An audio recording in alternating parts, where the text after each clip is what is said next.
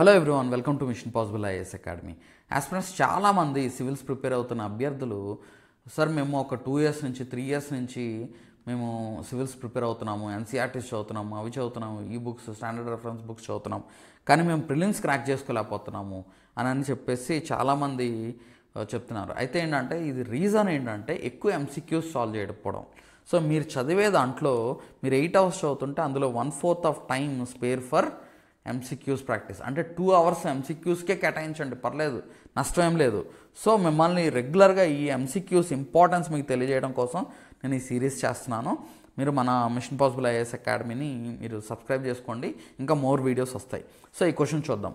The constitution of India explicitly mentions that in certain spheres the governor of the state acts in his own discretion. Yes, article 163 of Indian constitution ప్రకారం ఏంటంటే governor must act according to aid and advise of council of ministers. అది కరెక్టే, but ఒక exception ఇవ్వడం జరిగింది. Except in matters where the constitution requires him to act in his discretion.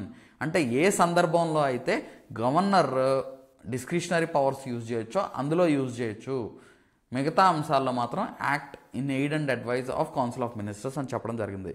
So first statement కరెక్టే.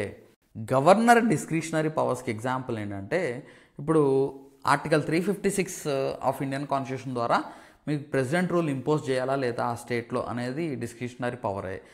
ఏ పార్టీకి కూడా ప్రాపర్ మెజారిటీ రానప్పుడు అప్పుడు గవర్నర్ తనంతట తానుగా ఒక పర్సన్ని చీఫ్ మినిస్టర్గా అపాయింట్ చేసి తర్వాత అతన్ని తన మెజారిటీని నిరూపించుకోమని చెప్పచ్చు. అది డిస్క్రిషనరీ పవరే.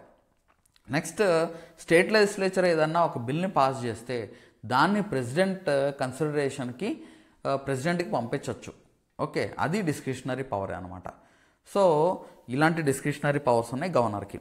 అండ్ సెకండ్ పార్ట్ చూడండి, the president of India can of his her own reserve a bill passed by the state legislature for his her consideration without it being forward by the governor of the state concerned. అంటే దాని అర్థం ఏంటంటే president తనంతట తానుగా ఒక state legislature pass చేసిన బిల్లుని reserve చేసుకోవచ్చు. ఓకే, ఫర్ హిజ్ కన్సిడరేషన్ దాన్ని రిజర్వ్ చేసుకోవచ్చు అని చెప్పేసి అంటున్నారు, గవర్నర్ పాస్ చేయకుండానే. సో అయితే ఇక్కడ ఏంటంటే ఇది రాంగ్ స్టేట్మెంట్ అనమాట. ప్రెసిడెంట్ తనంతట తానుగా రిజర్వ్ చేసుకోలేడు, గవర్నర్ పంపిస్తేనే ఆ బిల్లు ప్రెసిడెంట్ కన్సిడరేషన్కి వెళ్తుంది అనమాట. సో ఆప్షన్ ఇక్కడ second one is wrong. So ఇక్కడ ఏంటంటే which of the following statements above are correct అంటే first one is correct. Okay, ఇలాంటి వీడియోస్ కోసం మీరు మన ఛానల్ని సబ్స్క్రైబ్ చేసుకోండి. Thank you so much.